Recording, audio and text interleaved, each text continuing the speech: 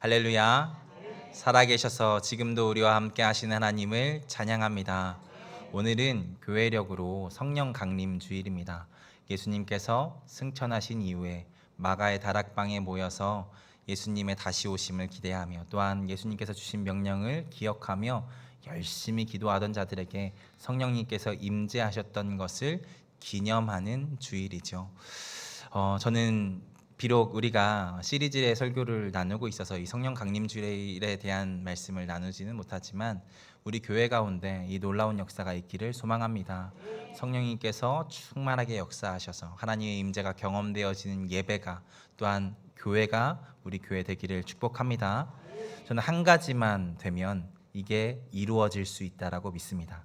그게 뭐냐면 우리만 잘하면 된다라는 것입니다. 하나님께서 우리가 성령 충만하기를 바라실까요? 안 바라실까요? 바라시죠. 하나님은 준비가 되셨습니다. 그러면 누가 문제입니까? 우리가 문제라는 것이죠. 우리가 그 마가의 다락방에서 기도하던 그들과 같이 뜨겁게 기도할 때, 또 하나님이 주신 그 비전을 기억하며 간절히 통회하는 마음으로 기도하며 나아갈 때, 또 하나님께서 예비하신 때가 이르렀을 때 하나님께서 그 놀라운 은혜와 역사를 우리 가운데 부어주실 것을 믿습니다. 그렇게 하나님께서 우리 교회를 성령 하나님으로 충만한 교회 되게 하시기를 소망합니다. 제가 서울신대 대학원에 다닐 때 학교 수업보다 더 열심히 했던 것이 있습니다. 노는 것은 아니었고요. 전도 훈련을 받는 것을 열심히 했습니다. 전도 폭발이라는 단체에서 제가 훈련을 받았었는데요. 전도 폭발 이름이 참 폭발스럽게 무섭게 이름이 지어져 있죠. 보통은 전도 특공대라고 할 것 같은데 전도 폭발이라고 아주 폭력적인 언어를 쓰면서 그런 단체에서 제가 훈련을 받았는데 어떤 훈련을 받았냐면 전도를 이론적으로 배우는 시간도 물론 있었지만 실제로 나가서 안 믿는 사람들, 처음 보는 사람들에게 복음을 전하는 훈련들을 했습니다.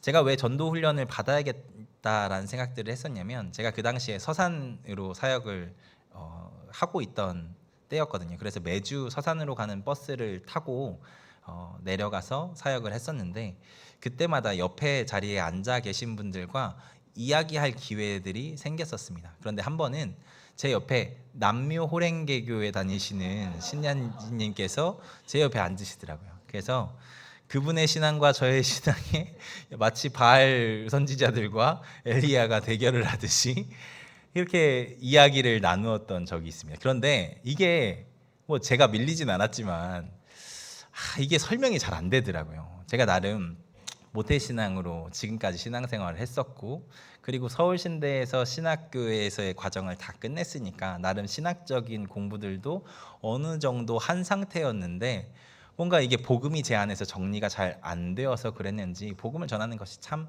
어렵더라고요. 그래서 내 입에 이 복음을 전하는 말을 좀 정리할 필요가 있겠다. 그리고 또 이 새로운 사람과 만나서 전도하는 기회가 언제 또 주어질지 모르니까 이것을 좀 훈련해야겠다라는 생각들을 해서 전도 단체에 들어가서 훈련을 받았던 기억이 있습니다. 한 가지 놀라운 것은 복음 전도가 지금도 되더라고요. 생판 처음 뵌 분인데 그 더듬더듬하면서 복음을 전하는 그 내용들을 다 들으시는 분이 계시더라는 것입니다. 그것도 전도폭발 복음제시문이 45분짜리입니다. 다 그 자리에서 들으면 45분 동안 그 자리에 같이 있어야 돼요. 근데 그거를 다 듣고 계시더라고요. 전도가 안 된다라는 말은 저는 맞다고 생각합니다. 정말 동의하고 어렵다라는 생각들을 하기도 합니다. 그런데 된 적은 있었을까라는 생각도 하기도 합니다. 초대교회 당시에 전도가 잘 됐을까요? 저는 아니라고 생각합니다. 당시는 기독교를 유대교의 이단으로 치부하던 시대였습니다. 그러니까 전도가 힘들었을 거예요. 원래 전도는 잘 안 됩니다. 바울도 십자가의 도가 멸망하는 자에게는 미련한 것이라고 이야기를 하지 않습니까? 복음을 전하면 그들에게 미련하다는 소리를 들었다라는 것입니다. 무슨 말도 안 되는 소리를 하냐라는 핀잔을 들었다라는 것이죠. 그때도 전도는 어려웠습니다. 하지만 그럼에도 복음을 전하는 자들이 그리스도인이었는 줄 믿습니다. 바라기는 우리가 어렵지만 복음을 전할 수 있는 자들 되기를 소망합니다. 그래서 예수님께서 명령하신 지상 명령을 성취하는 귀한 교회 되기를 소망합니다. 다시 우리의 주제로 돌아와서 그렇게 복음을 전하는데 사실 가장 어려웠던 것이 있습니다. 그게 바로 오늘 우리가 나눌 죄에 대해서 이야기하는 것이었습니다. 한 번은 복음을 전하는데 너무 잘 들어주시는 분이 계셨습니다. 하나님이 세상을 창조하셨다라고 말씀을 드리는데 끄덕끄덕하며 들으시더라고요. 하나님이 당신을 사랑하십니다라고 하는데 그 얘기에도 끄덕끄덕하면서 들어주시더라고요. 그런데 그 다음이 모든 사람은 죄인입니다라는 그 파트였습니다. 그런데 그 말부터 딱 표정이 굳어지시더니 불편해하시다가 영접기도도 하지 않으시고 돌아가셨습니다. 왜 내가 죄인이냐라고 하면서 말이죠. 어떤 분들은 복음을 전하려고 하면 들어보지도 않으시고 나보고 죄인이라고 할 거면 얘기도 꺼내지 말라고 하시는 분들도 계셨습니다. 이게 참 어려운 문제이더라고요. 특히나 복음과 은혜를 잘 모르는 사람들에게 이 죄인이라는 것, 우리가 죄인이라는 것을 설명하는 것까지가 참 어려운 문제더라는 것입니다. 그리고 사실 그리스도인이라고 하는 사람들 중에도 이것을 받아들이기 어려워하시는 분들이 있으시죠. 이것은 좀 빼고 싶다라고 하시는 분들도 있더라고요. 이해가 잘 되지 않으니까 말입니다. 그래서 요즘에 교회에 대한 개혁에 대한 이야기를 하시는 분들 중에는 그런 이야기들을 하시는 분들도 있더라고요. 교회 안에 이 죄에 대해서 지적하는 문제들이 사라졌다. 이것들에 대한 부담감들을 느끼기 때문에 더 그것들에 대해서 단에서든 어디에서든 선포하지 않는 것 같다라고 이야기하시는 분들이 있더라는 것이죠. 믿는 사람들도 죄에 대해서 이야기하는 게 불편하더라라는 것입니다. 근데 여러분, 죄가 없다면 우리의 신앙은 사실 설명할 수 없는 것이 됩니다. 우리는 우리를 구원하시기 위해 예수님이 오셨음을 믿고 그 예수님을 왕으로 따르는 자들이잖아요. 그런데 왜 우리가 구원받아야 할 처지가 되었습니까? 우리가 하나님 앞에 죄인이기 때문이지 않습니까? 그래서 심판받아야 할 존재가 되었기 때문에 구원도 필요해진 것이고, 그렇기 때문에 예수님께서 오셔야만 하는 상황이 됐던 것이죠. 그래서 죄를 빼고는 우리의 신앙을 설명할 수 없다라는 것입니다. 이것이 우리에게서 바로 서야 하나님을 믿는 것 또한 제대로 믿을 수 있다라는 것이죠. 그래서 우리의 신앙의 선배들은 죄를 이렇게 표현하기도 했습니다. 복된 죄라고 말이죠. 이상한 말이죠. 라틴어로 하면 펠릭스 쿨파라고 하는데요. 초대교회에서는 부활절 전날 밤마다 이 펠릭스 쿨파라는 제목의 성가를 불렀다라고 이야기합니다. 가사는 이렇습니다. 오, 참으로 필요했던 아담의 죄요. 그리스도의 죽음이 이 죄를 씻었도다. 오, 복된 죄요. 너로 인해 이토록 위대하신 구세주를 우리가 얻게 되었도다. 이 찬양에서 왜 죄가 복되다라고 이야기를 합니까? 우리가 예수 그리스도를 얻게 되었기 때문이죠. 이 죄로 말미암아 사랑하는 예수님께서 이 땅에 오셨기 때문에 아주 역설적으로 우리 측면에서 감사할 일이 되어 버렸다라는 것입니다. 그래서 우리에게는 이 죄가 은혜이기도 하다라는 것이죠. 놀랍지요. 죄에 대해서 우리가 제대로 알게 되면 이것이 우리를 정죄하는 것이 아니라 우리를 그럼에도 사랑하신 하나님을 찬양하게 되는 통로가 되게 된다라는 것입니다. 오늘은 우리에게 결국에는 은혜가 된 이 죄에 대해서 이야기를 나눠보려고 합니다. 바라기는 우리가 방금 살펴본 것처럼 우리의 죄인됨이 얼마나 부끄럽고 추악한 것인지 알 뿐 아니라 그럼에도 불구하고 우리를 사랑하시는 하나님을 더 깊이 알아가게 되는 시간이 되기를 원합니다. 그래서 그 하나님의 은혜를 마음 깊이 찬양하게 되는 은혜가 우리 가운데 있기를 소망합니다. 오늘 말씀은 우리가 저번 주에 나누었던 선악과에 대한 말씀 바로 다음에 나오는 말씀입니다. 하나님께서 동산 중앙에 선악과를 두셔서 사람들이 그것을 볼 때마다 하나님을 기억하기를 원하셨다라고 저번 주에 말씀을 같이 나누었죠. 근데 정말 안타깝게도 사람은 그것을 바라보며 하나님이 왕이신 것을 기억하지 않았습니다. 어떻게 하면 내가 왕이 될 수 있는지, 어떻게 하면 내가 하나님과 같아질 수 있을지를 고민했죠. 그게 오늘 말씀에 나오는 사건입니다. 사실 단적으로 이 사건에 대해서만 이야기하자면 당혹스러울 정도로 단순한 사건입니다. 간단하게 이야기하면 하나님이 먹지 말라고 한 과일을 먹은 인간이 먹은 이야기이지 않습니까? 그냥 단순한 이 사건으로만 보자면 사실 과일 하나 먹은 것 때문에 왜 이것 때문에 온 인류가 죄인이 되는 사건인지 이해하기가 참 어려운 사건이죠. 하나님이 먹지 말라고 하셨으니까 그것 먹은 것이 죄인 것은 맞는데 이거 너무 하는 것 아닌가라는 생각이 들 수도 있다라는 것입니다. 그런데 이것은 그 열매를 먹었다라는 그 단적인 사실보다 그것을 왜 먹었는지를 봐야 하는 사건입니다. 바꿔 이야기하면 이 사건의 가장 근본적인 그 욕망이 어디에서부터 시작되었는지를 알 때 이 사건의 본질을 알 수 있다라는 것이죠. 뒤에서 나누겠지만 뱀의 유혹은 첫 인류를 어디로 이끌어가냐면 하나님과 같이 되는 것으로 이끌어가고 있습니다. 그것이 5절의 말씀이죠. 5절의 말씀을 한번 같이 보겠습니다. 같이 읽겠습니다. 너희가 그것을 먹는 날에는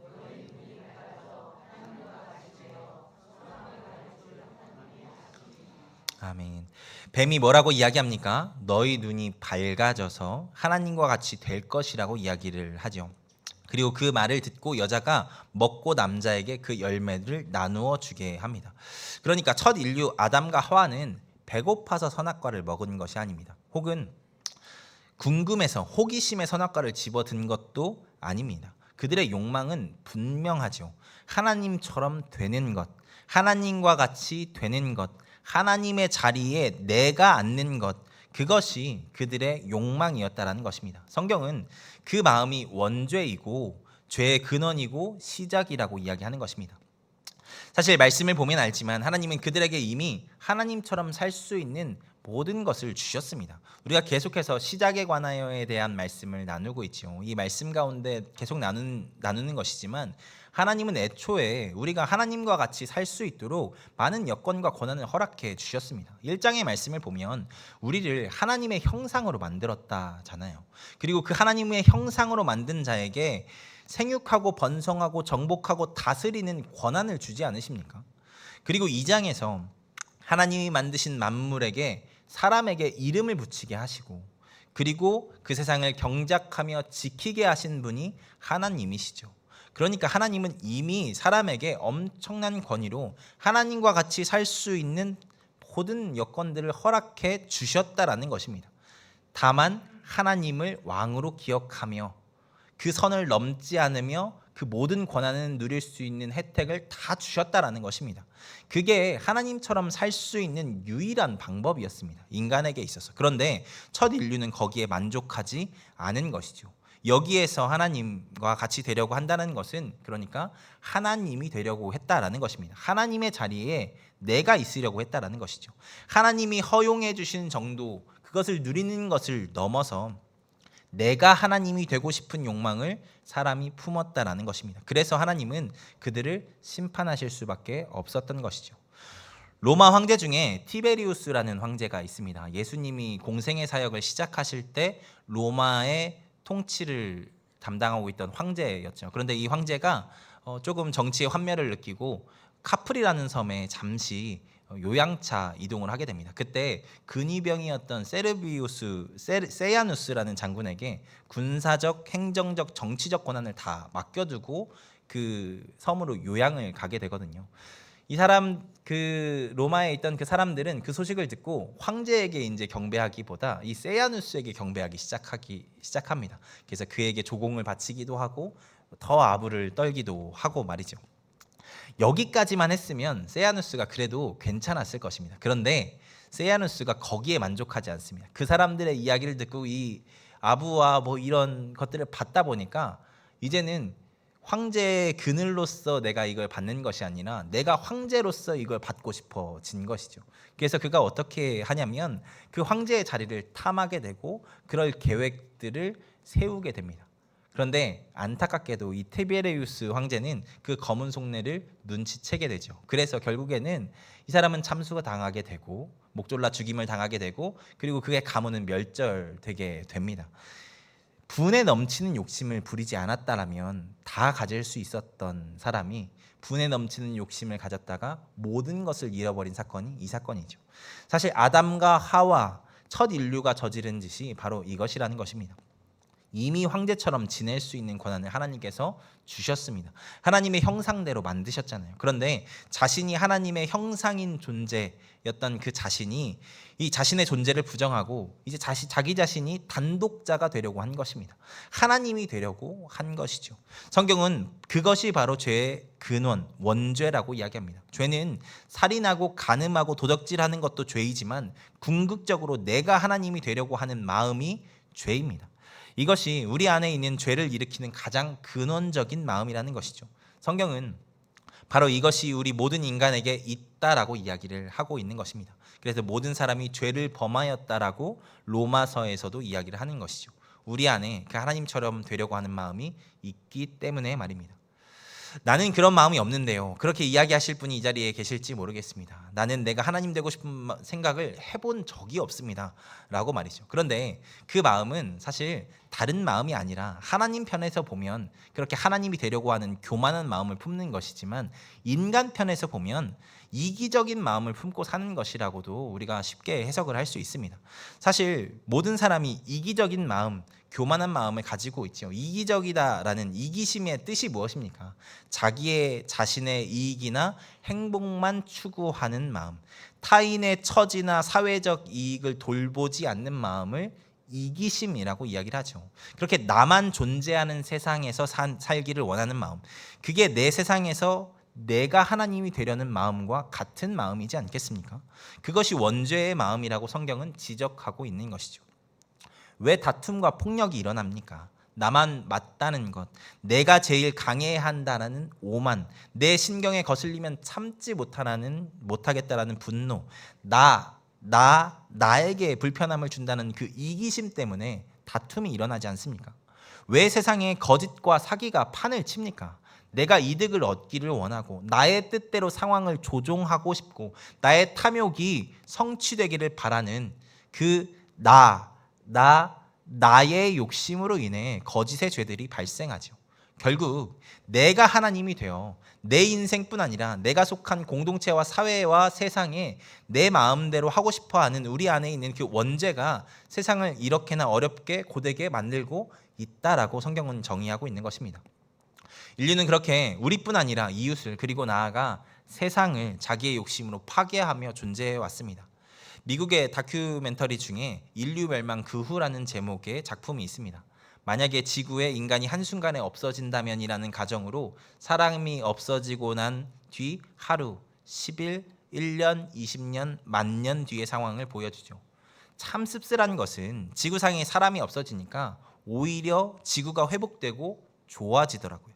아이러니하죠. 하나님께서는 사람을 세상 가운데 하나님의 통치를 실현할 존재로, 청지기로, 그 세상을 가꾸는 존재로 부르셨는데 사실 그렇다면 우리가 있어야 더 좋아야 되는 것이지 않습니까? 그런데 그렇지 못하다라는 것을 이 영상이 보여주는 것이죠. 왜 그렇겠습니까? 그 엄청난 권한을 하나님께 받은 존재가 타락했기 때문이겠죠. 그러니까 그 권한을 가지고 하나님이 만드신 이 아름다운 세상을 자신의 욕망을 위해 소비하는 것으로 만들어 버린 것입니다. 그렇게 하나님과의 관계가 끊어진 우리는 우리의 인간 공동체만이 아니라 하나님이 만드신 세상에도 암적인 존재가 되어 버린 것입니다.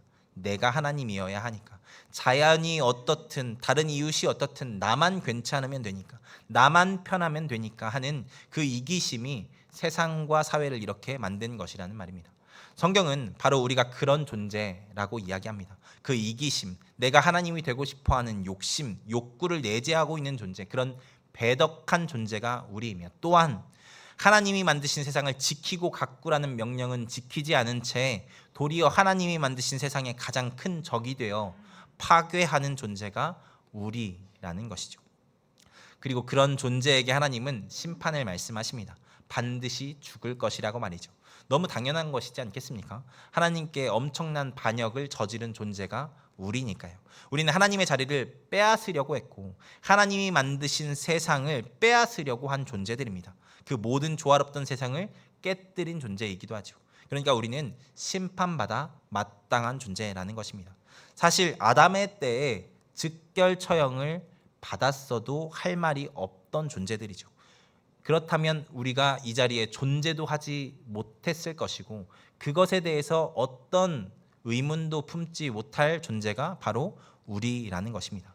그런데 놀랍게도 하나님은 그렇게 하지 않으십니다. 그 죽어 마땅한 죄인을 살려주시죠. 그리고 살 방법을 허락하시고 구원하실 계획을 준비하십니다. 이것이 죄인된 우리가 받은 은혜이지 않습니까? 이 자리에는 우리의 죄인됨을 마음 깊이 통감하시는 분들만 계신 줄 믿습니다. 바라기는 우리가 얼마나 구원받지 못할 죄인인지를 날마다 더 깊이 알아가는 은혜가 있기를 소망합니다. 또한 여전히 우리가 죄인됨을 알지 못하는 분이 이 자리에 한 분이라도 계시다면 이 시간 성령님의 조명하심으로 우리 안에 있는 그 죄들을 보게 되는 은혜가 있기를 소망합니다. 그리고 나아가 그런 우리를 사랑하셔서 구원하시기 위해 아들을 주신 하나님의 사랑이 얼마나 대단한 것인지를 알게 되는 은혜가 우리 가운데 있기를 소망합니다. 그래서 펠릭스 쿨파, 복된 죄라는 역설적인 고백을 하게 되는 우리가 되기를 소망합니다. 이렇게 오늘 말씀은 우리 모두가 이 원죄의 영향력 안에 있다는 것을 이야기해주고 있습니다. 그래서 구원받아야 하는 존재, 하나님의 은혜가 필요한 존재가 되었음을 이야기하죠. 근데 또 한 가지 이 말씀에서 우리에게 이야기해주는 것이 있습니다. 이것만 좀 살펴보고 말씀을 마무리하려고 하는데요. 첫 번째 죄를 짓고 타락한 인류가 어떤 존재였는지 여러분 아십니까? 첫 인류는 하나님께서 직접 빚으신 존재였습니다. 그래서 하나님과 대면하여서 교제할 수 있던 놀라운 은혜가 있던 삶을 살던 존재였죠. 어쩌면 모세보다 더 하나님과 깊이 교제할 수 있던 존재가 그들이었을 것입니다. 우리 중 누구보다도 더 강렬하게 하나님의 은혜를 경험했던 존재들이 그들이었다라는 것이죠. 그런데 그런 그들이 어떻게 됩니까? 하나님을 배반하고 타락하게 되죠. 지금과는 비교할 수 없이 완벽한 세상 에덴 동산에서 그보다 더 강렬할 수 없는 하나님의 임재를 경험한 가운데 있었던 그들이 넘어졌다라는 것입니다. 바꾸어 이야기하면 하나님께서 우리 각 사람에게 어떻게 만나주셨든 은혜를 주셨든 또 얼마나 열심히 매주 예배를 드리든 우리도 언제든 이 죄 앞에서 처참하게 넘어지고 쓰러질 수 있다라는 것을 어쩌면 이 말씀이 경고하고 있다라는 것입니다.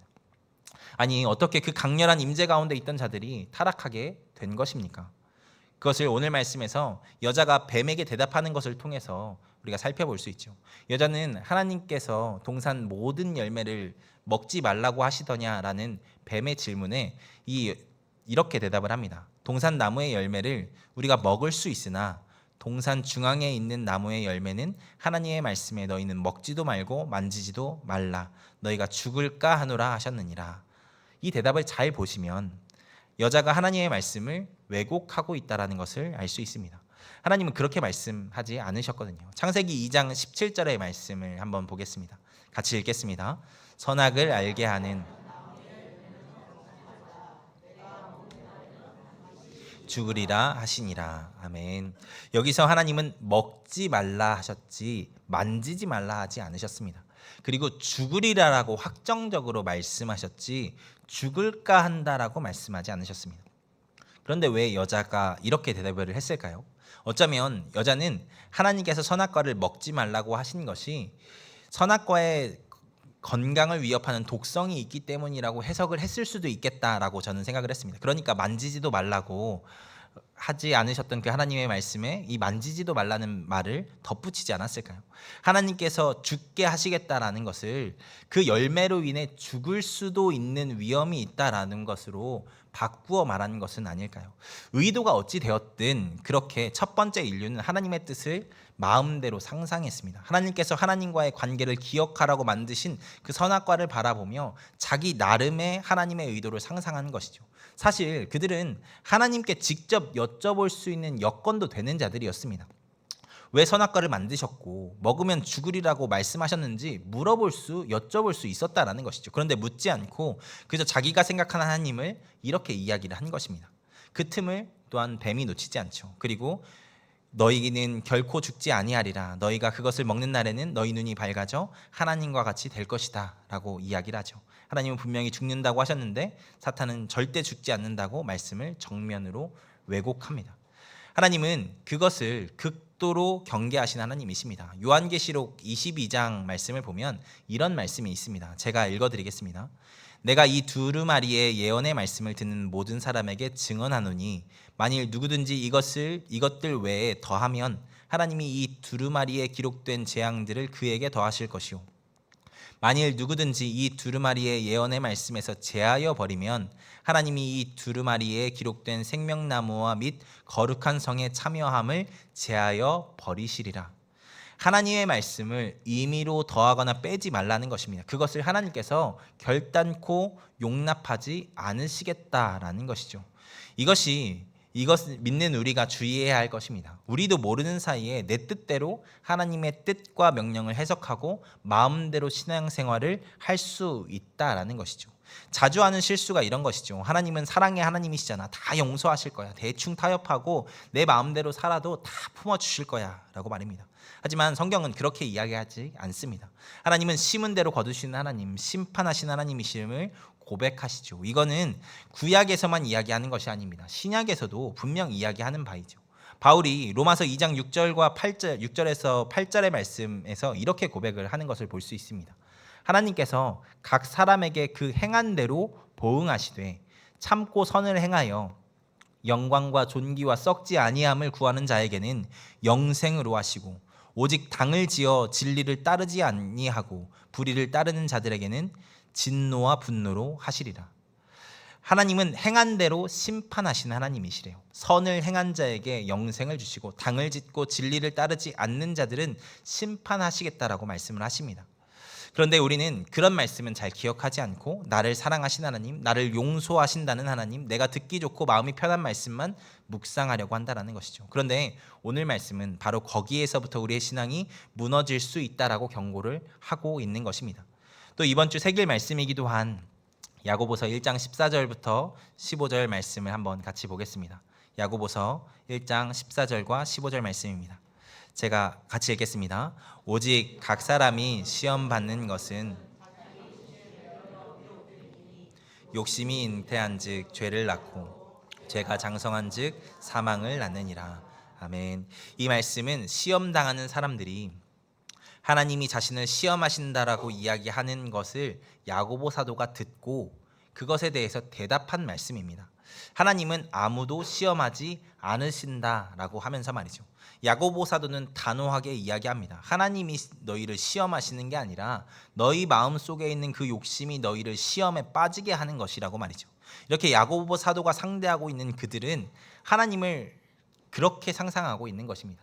나를 시험하시는 분, 나를 괴롭게 하셔서 내 믿음을 평가하시는 분이라고 말이죠. 그런데 야고보 사도는 절대 그렇지 않다라는 것입니다. 하나님은 그런 분이 아니라고 이야기를 하는 것이죠.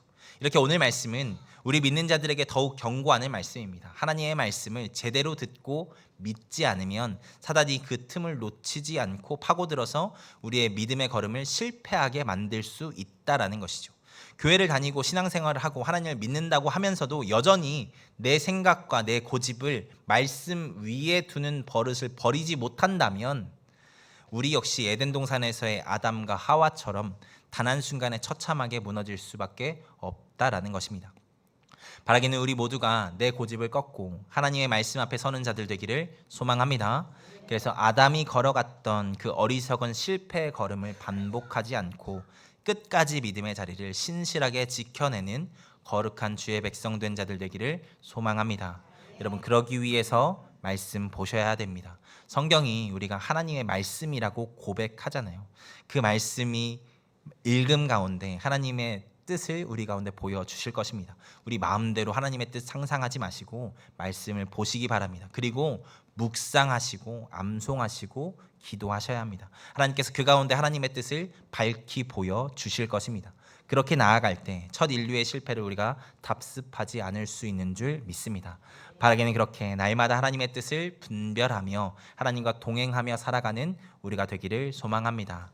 우리 안에 있는 모든 이기심과 하나님이 되려고 하는 죄성들을 내려놓고 하나님의 뜻대로 그렇게 살아가는 저와 여러분이 되기를 주님의 이름으로 축원합니다.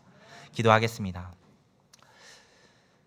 전능하신 하나님 감사합니다. 창세기의 말씀을 함께 묵상하게 하시고 죄인된 우리의 모습, 그 첫 출발이 어떠했는지를 말씀을 통해 묵상하게 하심 감사합니다.